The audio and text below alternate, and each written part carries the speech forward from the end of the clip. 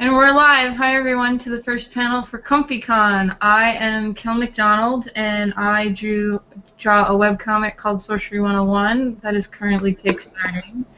I have also self-published a fairy tale anthology and about 5 different one-shots. And I have a book with Dark Horse Comics called Misfits of Avalon. And I'm Meredith McLaren. Hello. I self-publish a comic called Hinges. You can find it at hingescomic.blogspot.com. I am also working on Hopeless Savages through Oni Press, and a couple other projects through Dark Horse and Boom Studios. Hi, my name is Nick Dragata. I am a comic book artist. I do a comic called East of West through Image Comics, and also do a comic called Howtoons.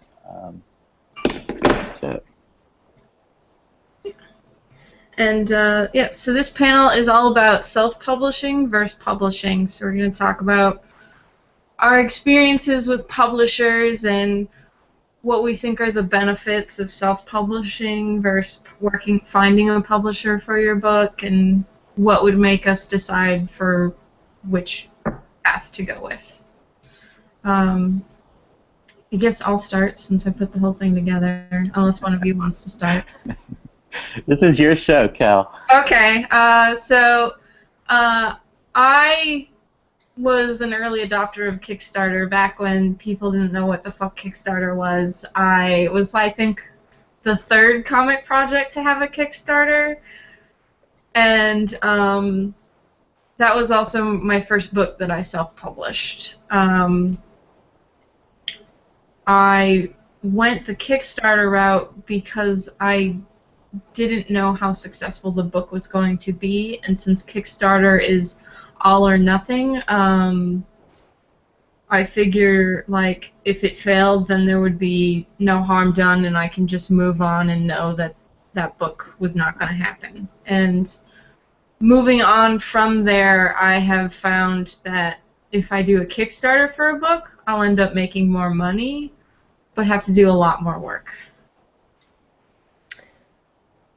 Yeah, you've become sort of a Kickstarter queen, actually.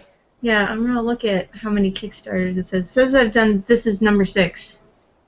Jeez.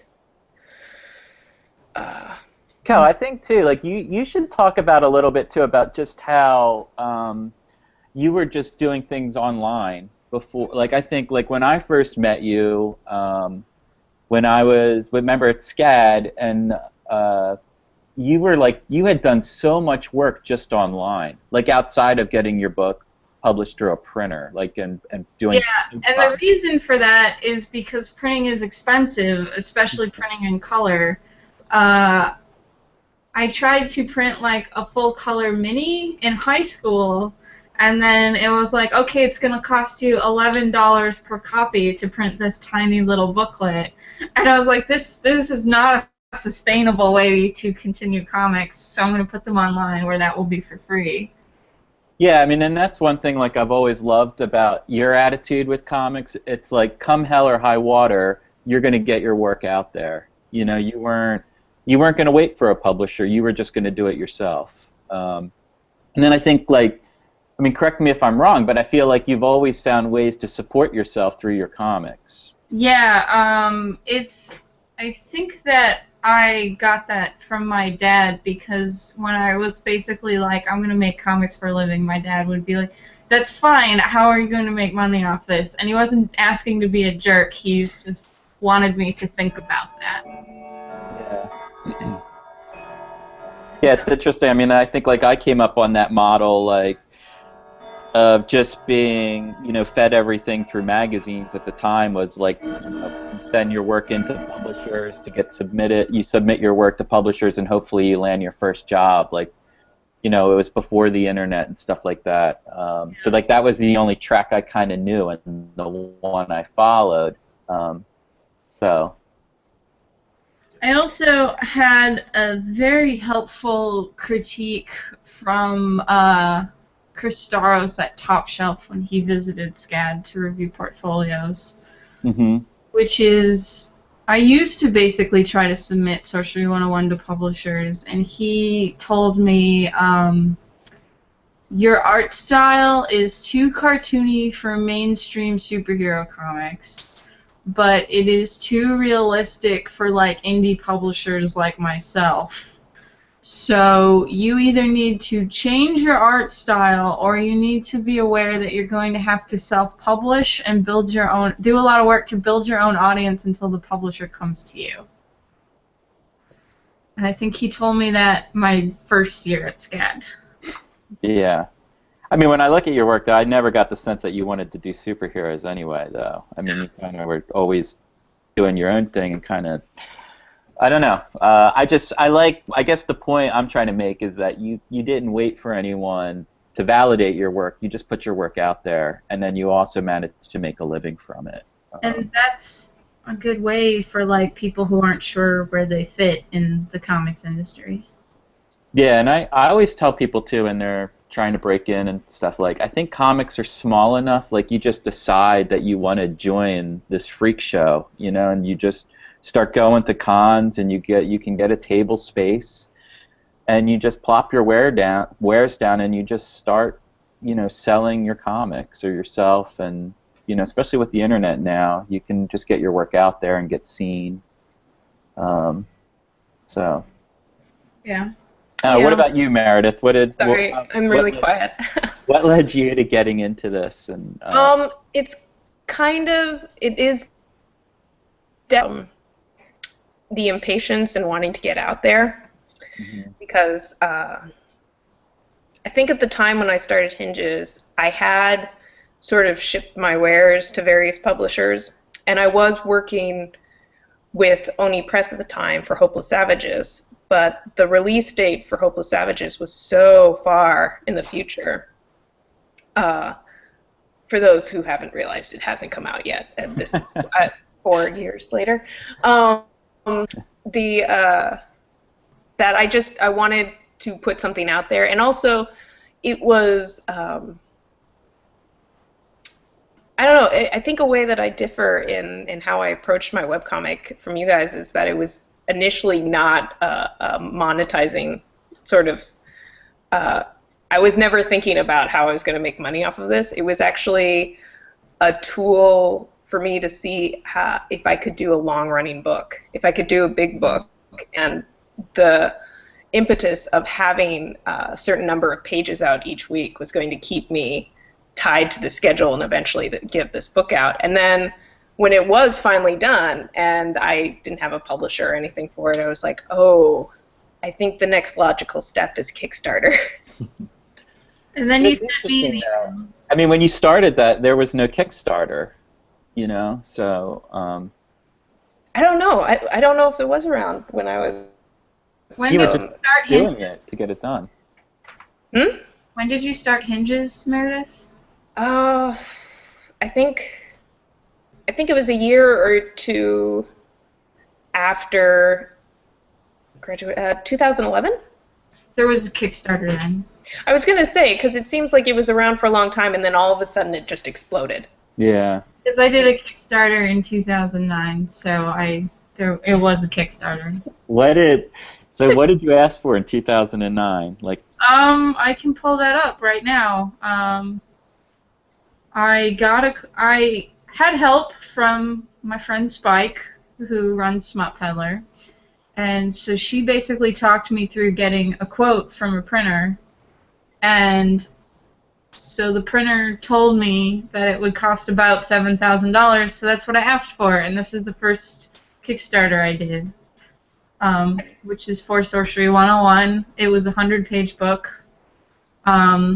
I'm now kickstarting a 750-page book collection of Sorcery 101.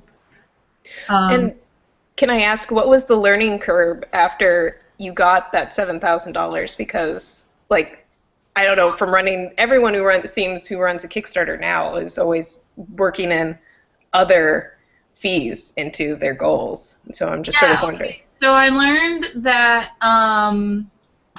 I didn't do the colors right or whatever. Like, it was, so the colors are kind of muddy in that first book.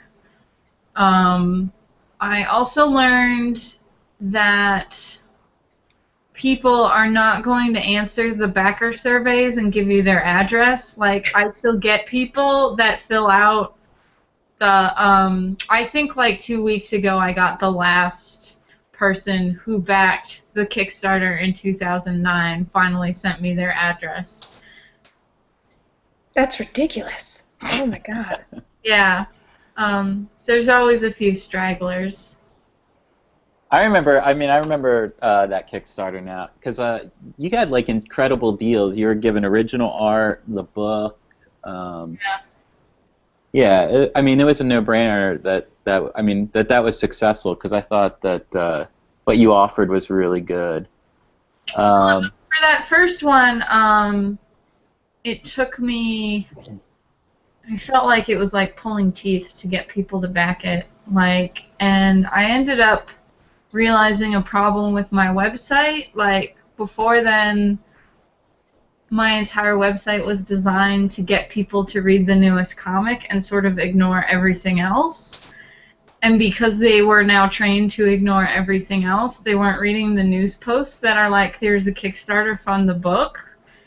So what ended up happening with that first Kickstarter is, instead of putting up a page when I usually put up a page, I just put up a message that was like, I have a Kickstarter and it ends in a week and it still needs like $4,000 out of the $7,000. And then putting up that message got me the last like $4,000 in 24 hours. Nice. Yeah. Even now, though, it's still sort of, the promotion for a Kickstarter still feels like pulling teeth, at least certainly in the middle, when it's like there's no activity. I was just talking to Spike about this. I have a theory that a Kickstarter makes a third of what it's going to make in the first 3 days, and then a third in the middle, and a third in the last 3 days. Well, and we have to preface in saying that the middle is pretty much everything after the first week. Yeah, the middle is everything after the first 3 days, and before. Yeah, I'm sorry if you said that already. I spaced. Yeah. So, it's like, if you don't get that huge momentum in the first 3 days, it. And Kel, for your Kickstarters, you've always had the work done before the Kickstarter, right? No, Fame and Misfortune, which is the one that you backed, that one I just put up 12 pages and said, I'm going to make the rest of this book if everyone backs it, and if not, then I'll find other things to do. Was there any difference?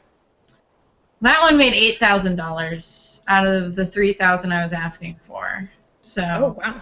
It was very overfunded, so I'll probably do that again in the future. Because part of the Kickstarter was Fame and Misfortune will go up online eventually, but if you back the Kickstarter, you get to read it before everyone else. So that's helped. People like the sneak peek. Yeah. And Meredith, did you finish? You finished Hinges before the Kickstarter? Yeah. Yeah, I wanted to make sure it was done before I went to the Kickstarter, just in case there was like all of a sudden this complete lack of motivation with the last chapter to finish it. Yeah. Well, now I've read there's some people they don't, they haven't followed through on their Kickstarter, so. Oh, that's always the scariest thing to me. I don't want people angry at me. Also, when I did the fairy tale anthology, there were a few people that weren't done, and I learned a valuable lesson that everyone needs to be done before I do the Kickstarter, because I advertised that someone was in the book, and then they almost dropped out, and I was like, oh my god, 30% of the people that want a signed book want it signed by you. You have to finish. Mm-hmm. We're disappointing like 100 people if you personally are not in the book. And so when I did the second fairy tale book, I made sure everyone was done. And if you weren't done by the time the Kickstarter went up, you didn't get advertised as in the book. So you can tell who was late based on who got announced mid the campaign. Yeah. What about you, Nick? What's your process for self-publishing? I mean, I work through Image, so I've always worked through a publisher, but it's creator-owned, you know? So, well, I did self-publish Howtoons. Wasn't Howtoons? Yeah, Howtoons was self-published. But Howtoons was originally published by HarperCollins, and then we self-published it. And I found, like, I had a hard time getting readers when I self-published it. And we would take it to conventions. We would take it to maker fairs, where Howtoons does really well. But we always paid for it out of pocket and just printed small print runs of it, like under 1,000. I think we did maybe a couple at 1,000. So it was never more than a few thousand books we were sitting on, and we managed to sell them over time. But I think for me the difficult thing with self-publishing was finding that audience and where you can get your book out. Like I remember we would drive to comic shops and we would just leave books there and basically give them away just to put them on the shelves. So I had a hard time like distributing the book. That's what I found with it. So what's your guys' experience that being self-publishers, like how do you distribute your work? How do you get it out there? I go to conventions and then I have a store on my website and that's it. And sometimes people ask, like, because of the Kickstarter getting attention, I sometimes get like a store asks, hey, can we carry your book? And I will sell it to stores at half price. But other than, it's mostly conventions and our initial Kickstarter. Yeah, Yeah, I was so- going to say, yeah. that's what I do too, Right. basically. And have we all found that that's no way to make a living? I mean, you No, I can't. do pretty good at conventions because since my stuff's all urban fantasy, supernatural stuff, Mm-hmm. I'm really good. Meredith's seen me at conventions. I'm really good at Yeah. pointing at people and getting them to come over and look at stuff. It's like you're cosplaying characters from Supernatural, so you should look at this vampire werewolf book. Right. She's a very good salesperson. So I've seen her in action. I've seen her, Yeah. her table. But I mean, like, Yeah. so Cal, how many shows do you do a year to support yourself? Like 15. Yeah, I mean, I do 2 or 3 at the most. I don't. Yeah. Um, I think this last year I only did Emerald. It was Yeah. like, maybe I had one before that, but yeah, I'm not nearly as active on the convention circuits. yeah, I mean, so like, I guess Cal, the point is like, I mean, you're self-publishing and you're really hustling. Like you're traveling, you're constantly selling your book. And then that's like the nice thing about Image being a publisher is that there's a lot less of that, so. And I got Misfits of Avalon through Dark Horse, and that's an interesting experience because it's like I turn in the pages and then they're like, okay, now here's the logo and the book layout. And I was like, oh, that's right. You guys are doing that for me. I don't have to. And right before last Emerald City, I got a whole bunch of little postcards printed for Misfits of Avalon, and then like a week after I get them in the mail, Dark Horse is like, so we just printed postcard like promo flyers for you. What's How your first nice. convention? And I was like, oh, I should have realized that they would have done that. And so it's nice that they're taking care of kind of the stuff that's not the art. And Yeah. Yeah. I sent out a bunch of press releases for Sorcery 101's Kickstarter right as soon as it went up, and it was nice that, like, for Misfits, Dark Horse did all that, and I like that it's like the back copy of the book. They handled that. They handled the book design, they handled the logo, they handled all the stuff that I don't want to do. Mm-hmm. And then it's in bookstores now, and so that's nice. So it's out. Yeah. It came out through Dark Horse? Yeah. Yeah, it came out at the beginning of October. The idea was to premiere it at New York Comic Con, but then they waitlisted me for an Artist Alley table, so I didn't go to New York Comic Con, so my book premiered at a show I wasn't at. Right. Well, that's So, I always mean, fun. that's a good point. I mean, the difference between like what you're saying in self-publishing and publishing is that like when you self-publish, you're in control more. You know, you're not at the whims of a publisher. But that's Dark Horse. Like at Image, you are responsible for your logo. You are responsible for your layout. So, you know, you kind of you turn in your finished product. They're much more hands off. You can do whatever you want. And then also like so it's kind of like self-publishing in that sense, and also you're in control of going to a con. Like they're not going to fly you out. You're going to go on your own dime and set up your own table. And like the nice thing about Image is they'll send books to the con for you that you can pick up, stuff like that. But I guess, or I mean, just in the course of this talk and thinking about it, like everyone is different, and you know, there's pros and cons, I guess. I guess you could get stuck in a situation with a publisher like dragging their feet on the release date. Yeah. It's I nice. mean, well, yeah, every publisher also has their own character that you sort of have to be Yeah. aware of and sort of know what pace they're going to go at with whatever it is you're producing for them. And then I think like in the future, I will probably keep self-publishing my black and white books and pitch color books to publishers. Because color is so much more expensive than black and white. Yeah, it is. I mean, that's even. I think I've been thinking about like. I love Image. I want to just work at Image. And my next Image book, I was thinking of actually trying to do a black and white book just because it's cheaper, and if it, you know, you're going to make more money on a black and white book because you're not paying out for color. But I don't know if color books sell as well, or I'm sorry, black and white books sell as well as color books. So there's that conundrum. You know. Yeah, I feel I like, think there's probably a market for it. yeah. Well, yeah, I mean, The Walking Dead has proved that. That can do big numbers. Oh, yeah. But, you know, majority of books are color, and I think most readers want to see, you know, high-end color, and that fancy color attracts, you know, readers. So. Yep. There's a reason why Cautionary Fables and Fairy Tales Africa is bright yellow. That book is bright yellow, and it's because that grabs people's eyes. Yeah. Pull that up to display for everyone. This is the cover for Cautionary Fables and Fairy Tales Africa, so people can spot it from pretty far away. Yeah. All the yellow. So, Kel, have you ever been a part of a Kickstarter that wasn't successful? No.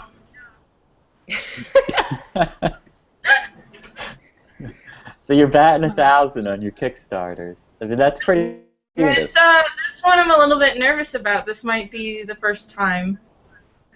Well, you're in the middle right now. Yeah. I need $22,000, and I think that is the highest goal I have ever had on a Kickstarter. Mm-hmm. And just the fact that right now it's going pretty slow, so I'm like, I don't know if I'm going to make it. I have a little calendar that has like the halfway point marked, and so I know that I need to get to 11,000 by December 9th. Yeah, that little graph that Kickstarter provides where they tell you your progress and where you're projected to go is sort of like... Seen Kick Tracker? Maybe? Kick Tracker is a different website, and it's not technically affiliated with Kickstarter, but all it does is it just looks at your Kickstarter and does math. Oh, God. So I don't know that I want to know the math. I mean, I can see how it's incredibly useful and also incredibly stress-inducing at the same time. Yes, it is. But like, I like this little thing where they're like, this is how much you've gotten today, and this is how much you need to make every day to stay on track to make a goal. Oh, wow. I wonder, do they do the math to figure out, you know, because, like we said, the biggest... So there's daily data. And you can see there's a little graph, and you can see on the first day I made close to $3,000. Mm-hmm. It's slowly, now it's like around 200 a day-ish. Yeah. And it tells you how many backers each day. So, and since this is all public and anyone can check this, if there's a Kickstarter that you think is doing funny business because they have one backer and then suddenly got $2,000, you can see like this proving like that. Oh, clearly someone maybe paid told their friend to just dump $2,000 in their Kickstarter or whatever. Yeah. Didn't know that was a thing people did. Yeah, it's called grandma money. Grandma, can you please back my Kickstarter so it makes gold? Shouldn't we just be drawing comic books? I mean, that it's like they're like the business aspect of comics is like just as much a part of sitting at your drawing desk and drawing all day now. I feel. Yeah. You know, so. And like we can't excuse too like the larger publishers like Marvel and DC. Like I never really found much job security in working for them, you know. So I guess the future is gonna hopefully be more creator owned and I don't know. Kat, it seems like you're doing a hell of a lot of work though, you know. Like Marvel is okay for a right now paycheck if you can get it. Yeah, no doubt. Absolutely. Down the line. Yeah. Did you ever do stuff for Marvel, Meredith? No. No. Yeah. No. I thought you. No. Okay. I sort of I have talked to them before, and I was lucky enough that I was in New York right before they moved buildings again. Mm-hmm. Like they moved and then they moved again, and so I got to somehow I finagled my way into getting a tour of the place, and that was nice. This wasn't the one that had the Spider-Man gates, though, the iron gates or whatever that they used to have. It's the middle building. But no, I haven't worked for either of them, and I think I'm getting bored of waiting. Yeah, that's not. Yeah. I mean, like I think you whoever said that it's nice when you can get it. But it's like you're not going to retire there, and I mean what I found is like I worked there for a while, and now that I'm doing creator and I own my work, like I can actually see a future in comics for myself, and supporting my family and stuff. Yeah.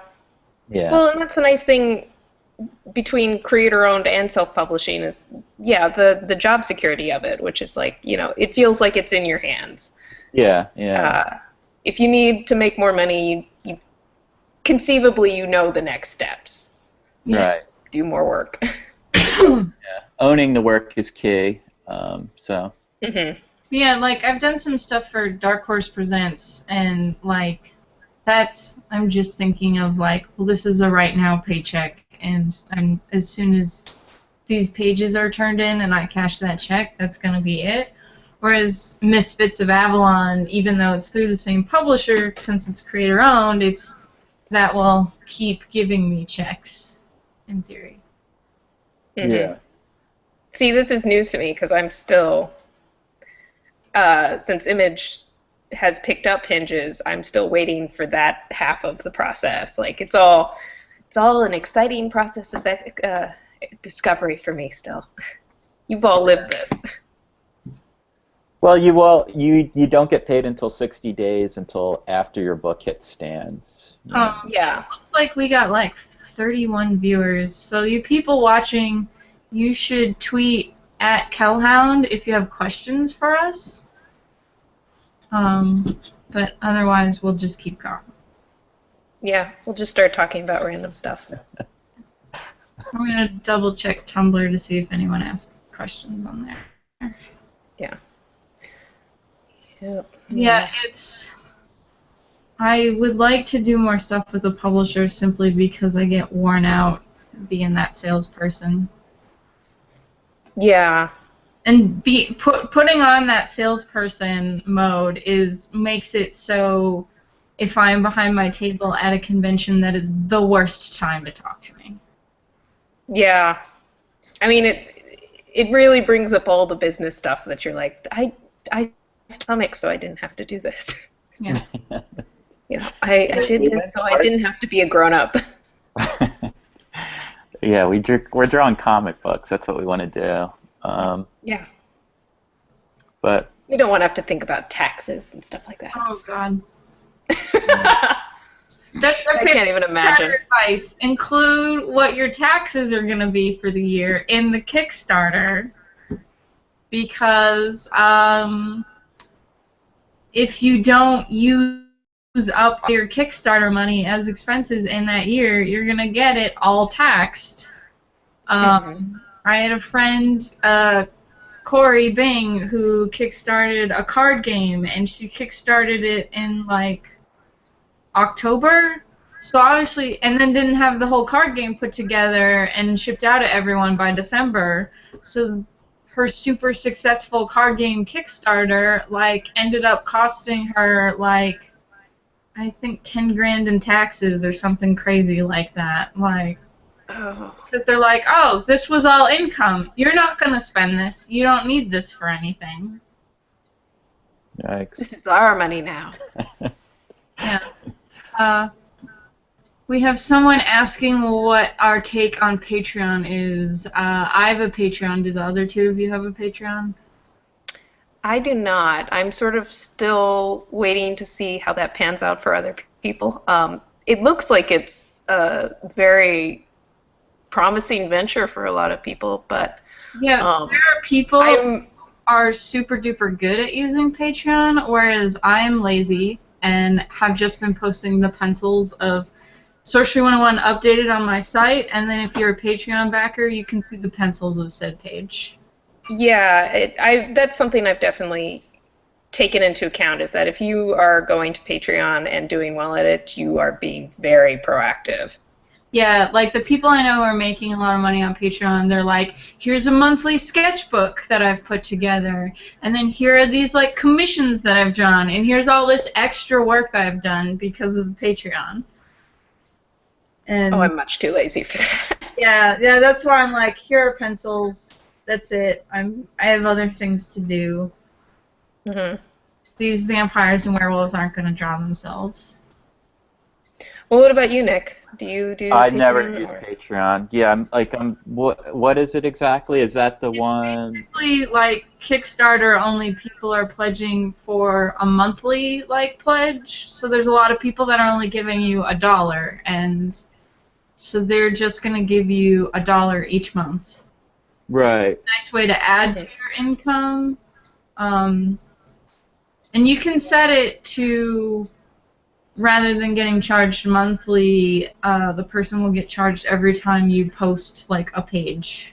Yikes! So I mean, you put stuff out there, and then you're charging people for your content. It's basically they're promising to donate every time you update or whatever. And also the patrons, they can put a cap on how much they donate. Like if they're promising to be a patron for people who are very prolific and posting stuff all the time, they can say, you know, I will donate up until this many dollars. Yeah, and they're getting charged per month. So that's why it ends up being better than them donating $1 each day to you or whatever. So it will just be like, okay, this person promised to donate $1 each day until they hit their 20 cap. You updated 22 times that month, so now this person's giving you $20 at the end of the month. Huh. And I do it per week. So it's just on Monday I'd post a little, thanks everyone for donating this week, and then everything else is like password protected, or so only the people that donated can see the pencils. Mm-hmm. And how many members do you have, Cal? I got like, hold on, I'll pull up my Patreon. I got like, I think 27-ish people donating, and some of them are donating $5 a week, and some are donating like $1 a week. Yeah, so I got 24 people are promising me a weekly donation, and it's coming to $38 a week. Which is not bad. I mean, having about $40 per week is a nice chunk of change. So like, this is my Patreon. It's just the pencils for Sorcery 101. I see. Actually, though, I have a question about that. So how does taxes work with Patreon? It's just part of your income. Okay. I was wondering if any of the rules changed. Yeah, you just gotta report it at the end of the year. Okay. And Cal, do you have an accountant? My dad works for H&R Block, so he does my taxes. Oh, you lucky thing. Nice. Can you put me in touch with your dad? It's basically employees of H&R Block get to do, I think, 3 family members' taxes for free using the H&R Block services. So I am one of those people, but my dad, I am one of 4. So what my dad started doing is he found like someone who doesn't have any family, and then is using one of their free people and having. So. That's so nice. That is nice. That's another thing about the whole self-publishing thing is you learn to abuse your privileges with as many people as possible. But he yells at me if I don't keep good bookkeeping, so I do like record like all my expenses and income every month and whatnot, and usually hand him a little document in December that's like, this is what my expenses and income for the whole year. Right. I think that's probably really good practice. Yeah. I mean, you want to have it like that if you're running a business. So someone is asking, what is the difference in workload between self and non-self publishing? And I would say that when you're working with a publisher, you just got to hand in artwork. And as we said, like, there's more pitching yourself and selling yourself involved when you're a self-publisher. Yeah, I mean, I would say, in theory, well, whatever everyone expects that being with an editor or publisher, like you might be a little more overworked than self-publishing, but editors, at least the ones I've worked for, and all of my projects have been relatively long-term, so all of my editors have given me a lot of leeway as far as when can I turn in stuff and what's comfortable for me. So it's always been, I've never been rushed. The only time it's been comfortable. There was one time Dark Horse tried to rush me a little bit in regards to Misfits of Avalon, and I basically responded with, I have rent to pay, so I need the time that I originally told you, because I need time to do some freelance stuff on the side, or like to make a little thing to self-publish to make some extra money. So if you want me to move faster, you need to give me more money. Yeah, I'm wondering if it's different for you, Nick, because you've done a lot of monthlies, to my recollection, haven't you? Yeah, but well, the question was the workload between publisher and self-publishing. Was that right? Yeah. Yeah. Like at Marvel, it was just I was lucky that I always kind of penciled and inked towards the end of my Marvel run, so it was just turning that in, and I never had any editorial interference. I mean, I was at the point there I wouldn't even turn in thumbnails. It was just pencil and inks, and that was it. I was done, you know. And then now at Image, you're responsible for everything, but I like that because Jonathan and I and Frank have total control over the package. So I think self-publishing is like, I mean, I don't know if you call creator-owned and Image self-publishing, but the creator-owned book is a lot more work than, say, doing one for a larger publisher where you don't own the property. Yeah, and then if you're self-publishing through not Image, is I feel like even more work. Yeah, I mean that. If they didn't join us earlier, Kel, you were sharing how many more shows you do than us. Yeah. And then just how much more of a hustle and just other sources of income that you bring in that relate to your comic. Like what I think is really interesting too is like you're using a lot of this kind of new social media to bring in like even $40 a week using Patreon, like previewing your work or just kind of sharing your process. Yeah. And that's something that I don't do. I'm just trying to meet my monthly deadline, and then the book goes out, and I'm primarily selling that book to readers at comic shops. Yeah. Whereas, like, I have a friend who, him and I have been having sort of little business powwows every week when we're going over, like, he helped me build a new store for my site, and now that's done. It's like, all right, I have homework to do, which is to get the phone numbers of all the comic shops in Portland, call them up, and say, will you buy my self-published stuff? Can I come in and show it to you? Would you be willing to buy it at a 50% discount, or do you want to do like consignment? And so. Yeah. That's what we found when we self-published Howtoons. Everything was on consignment. Like when I was saying earlier, we would just drop off books, and we never followed up on any of it because it was like 3 books a shop, and then it was our job to call them and see if they sold, and then we could go pick up the money. And by the time that you've sold those 3 books, it's probably a month or 2 or more. Is it worth the gas money and the traveling to go around to all those shops and pick up that money? Like the numbers were so small that it wasn't really worth it. Whereas my friend Spike, again, she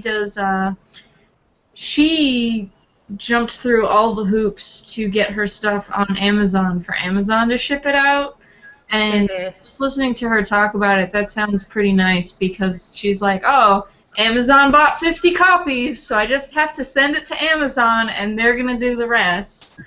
And so I need to find out what hoops I got to jump through. Yeah. Yeah, I've looked at those rules before, and there's a lot of waiting you have to do through all that information. Someone is asking, not directly a publishing question, but do you guys file taxes as individuals, small businesses, LLCs, etc., and why? I file as an individual because I don't make enough to count as a small business or an LLC. I'm also filing under an individual, so. I'm an individual too. Howtoons has its own LLC because so that's an LLC, but East of West and me as a freelancer, it's easier for me to just do it as an individual. Yeah. Yeah, but they will make you, at least they did this for me, where you have to file under like several different careers. Like you have to do it by the money in one place you're putting all the money you've made from publishers are giving you, and then you're filing almost separately for all the money you've made self-publishing your own work. Is it true for you guys? They made me jump through this hoop when I did taxes last year. Well, maybe my dad is jumping through these hoops for me, and because, like I said, I just hand him a document, and everything's labeled. Like I say, this company gave me such and such money, and that's what this company does. It's like a spreadsheet that says, like, the date, and then who gave me the money, how much they gave me, what this money would go under. So I have, like, these 3 companies that are paying me every month or for ads on the site, and this is book sales through my store. This is sales at a comic convention. This is sales at then like I'll be like, and then I spent this much money at Staples because I bought paper, and then I spent this much money. I spent like $7,000 at the printer to get books printed, so there's a big expense. And then like every few years he'll get a note that's like, and I bought a new computer, so here's that written off. And then my dad filled out all the paperwork that I'm writing off part of my apartment because I would work at home. Yeah, I just use TurboTax, and just, it's super easy. It kind of walks you through each step, and I just file as like self-employed. And I went through H&R Block too, but I don't have the family connection. But yeah, it was almost like I had to file under as 3 different people, as the self-publisher, the work for hire artist, and then I had to do a separate thing because I have a Christmas job I do every year, and that has to be filed too. And so, yeah, I can't just file under I'm a comic book artist. I'm several different comic book artists. And Self-employed. Yeah. yeah. But someone's asking, can you take deductions for business expenses still if you're self-employed and are filing as an individual? And I'm pretty sure that we answered that as yes.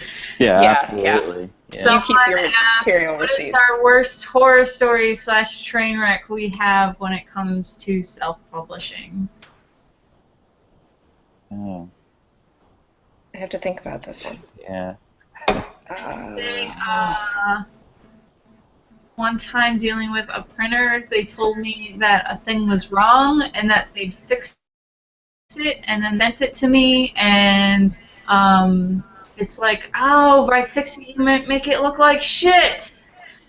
Yes. Yes, I remember that. You were very upset, and rightfully so. Yeah.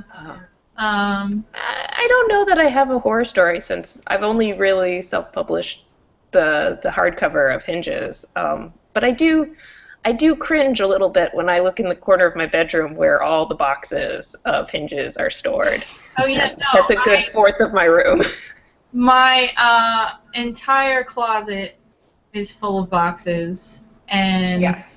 so to the point where a friend was helping me put them in my closet, and I have actually them all numbered, so I know exactly how many boxes are in the are still that I have left, so I don't have to like keep track of how many I'm selling. I just know, all right, this is box number 20, so that means that there are 20 boxes left. Yeah, I had the same thought. I mean, I was thinking of all the boxes of Howtoon books I have sitting in my garage. There's not a lot. We self-published that years ago, and we've kind of gotten rid of them all. But also, like the sketchbooks I've done, that they're just sitting there. So it's more of just the stock that reminds me of my failure. Yeah, you can build forts out of those boxes. Yeah. But I don't know. I guess you can look at it as a positive. Like, it's our passion to get that work out there, and the Howtoon stuff. Like, I always believed in it, and if it's no one's going to publish it, then I'm going to put it out, So. Oh yeah, and as much room as it takes, it's also a comfort that it's like I will have this stock at every show I do. Yeah. Like, this is going to last me a couple of years. I have right now. I was because I was in Spike's anthologies, Smut Peddler and Sleeper Friesen, and now with Misfits of Avalon. I have to make sure that I order enough of those in advance, since I don't have all the boxes lying around. Oh, that's right. Yeah. Have to like plan and be like, okay, I'm going to need 40 copies for this show. So I need to order those like 3 months before the show to make sure they get to me in time. And yeah, I think like if we're the differences are like, again, like, hell, you're doing a lot of work. I mean, you're wearing so many different hats. Like, not just as an artist and a writer and everything you're doing to create your comic, but all the different business aspects. Which is it detracts from your work. Does it detract from your work at all? Sometimes I'm in a hurry. There's definitely, while putting this book together, like the big PDF for Sorcery 101, I was like, that hand is really wonky on page 352, and I maybe should have spent more time making this look better. Oh well. Yeah. Yeah, that's certainly something that comes into play. Is you have to get a product out there, and so you even when you're preparing files, it's like the desire to go back and fix things you have to sometimes ignore. And then like my people, I feel like, have gotten kind of stiff, so I was going to try to find people to like pose, to take reference photos. Mm-hmm. That helps like me not use the same pose over and over again. But that's time, and the shit needs to get done, and so I'm having trouble. Like, it's frustrating because it's like, this is an art thing I know I need to work on, but I need to finish this as well. So I don't know. Yeah. I think we all feel the same way. It's like the more I get into this and the more I do it, it's like I long for those days where you can just sit back and really beat up your work and critique it and like redraw all the stuff that bugs you or just learn and try and figure out how to do it right. And then like, but now it's just kind of like I got to get this page done and I got to move on. Yeah. Yeah, you know. The stuff Yeah, I and self-publish in the future are like little 80-page shorts, like Fame and Misfortune. And the reason why I want to do those is because those don't have a schedule, so I would be able to like go back and nitpick the art and make sure things come out correctly. yeah. Ugh. I can't remember the last time I drew for myself where I didn't have the intent of building an audience off of it. Like, I do fan work all the time, but it's like, people are going to like this, and then they're going to go back to my Tumblr, and then they're going to follow me. Oh yeah, that's the whole reason why I'm doing that Dresden File character design exercise is Yeah. it's So intentional even that's work. that's running the same time as my Kickstarter. That is intentional. Mm-hmm. Yeah. So, Sounds kind of terrible, doesn't it? Yeah, lives are very hard. they're so difficult. Yeah. But I'm more of just like putting it towards like trying to grow, individually grow. You know, like we are growing every time we sit down and draw, but it's more of like I think like I really respect. I say this hopefully with a straight face. Like I respect the deadline and I want to get this stuff done. And I want my book to be on the stands regularly, you know, and then you kind of have to sacrifice a certain part, I think, of trying to grow and learn and make the art as good as it can be. Right. You know, and then you want to get it back to self-publishing versus publishing. I think self-publishing, you have more leeway to take your time and call your own shots, and if it's late, it's late. Whereas if you're working with a publisher like Marvel or DC or Dark Horse, they're not gonna wait for you. Yeah. Yeah, they're moving on. Yeah. So. Yeah. A professional art, one of the best selling points of professional artists is that they can meet that deadline and that they can be forward with what deadlines they can meet. Yeah. An editor will always ask you. Even if you're not the fastest like artist, if you are at least honest, like this thing is going to take me a month to draw, or then at least like if the publisher really wants to work with you, then they'll at least be like, okay, if it's going to take you that long, then we'll give it to you like slightly more in advance, like than what we usually do for other people or whatever. Like, Yeah. yeah. So, gotta be honest with yourself. Yeah. The underlying thing that runs through both of them is time management. It's always going to be time management, no matter what you're doing. Yeah. Have you guys found that it's gotten easier to do a page a day now? Like, do you try and keep a page a day schedule? I'm sorry? I do more than a page a day. How many are you doing a day? Well, I try to focus on each stage for different days.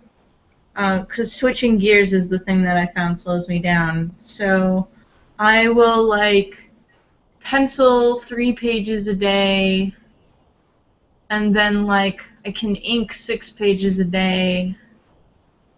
And coloring is the thing that slows me down and I really hate, so I, whenever possible, try to foist that on someone else. It's a little funny to me because for me to work the best, I do have to switch gears like every 2 hours or something. I have to go from penciling to inking to coloring, or I just won't get anything done. Like, it'll just seem like such a drag. Yeah. I try and do a page a day at least. I try and do more. Some days I do 2, but yeah, at least a page a day, and I feel like I've accomplished something. Yeah. Yeah, and I mean that's the whole thing is, you know, figure out what you can do without driving yourself to insanity and Yeah. And as just I've gotten older, repeatedly make that goal. yeah, no. And for me too, as I've gotten older, it's gotten easier. Like I mean, I can think back like when I was 20 and I'd be like, a page, it's got to be perfect. And we're 5 pages a week, and I would be like, that's just such a huge mountain to climb. And now it's like when I'm at the end of a deadline, I see like 10 pages left. I'm like, oh, I got this. I can do this, you know. So Hmm. it gets easier. You just have to keep at it. There Yeah. was a guy at SCAD who was complaining that he only had a week to draw a pinup for one of his school assignments. And I just looked at the stack of Sorcery 101 pages I had been working on, and then looked at him, and I said, oh, you poor baby. Kel has no patience for you. I know, Cal, you're a machine. I mean, that's like what always impressed me about your stuff is how much of it, how much you produce, and the fact that you do everything. You know, like you've always just done so much, and you never stop. You just keep going. You I know. need to slow down, though, to work on not being so stiff. Yeah. Yeah, I mean, but like it's weird. You get into that cycle. Like you have to support yourself, and if you stop and you want to take the time out to like kind of maybe like take your work to that next level, you know, you're not going to make money. Yeah, you have to Uh, plan for that too, you know. Because if you don't take those breaks, then you Yeah. sort of do, you stand the chance of working yourself into a rut. There, yeah. I'm trying to get more writing gigs, so that way I can do whatever the fuck I want with my art. Oh, what's that like? You're handing your baby off to somebody else. Oh, who said it's my baby? This is a thing I can't talk about publicly, so I'll put it in the chat. Uh, So, um, Still, even if it's not your baby, I don't know that I could do that. I'd be super possessive.